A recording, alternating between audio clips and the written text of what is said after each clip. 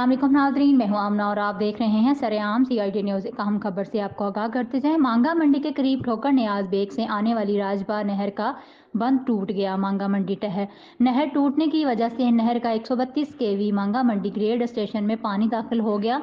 Grade station में नहर का पानी दाखिल होने से हुकूमती अरबों रुपए के ट्रांसफार्मर और पैनल जलने का खदशा है। ग्रेड स्टेशन में पानी दाखिल होने से पाकिस्तान का अहम तरीन इंडस्ट्री एरिया की बिजली बंद है।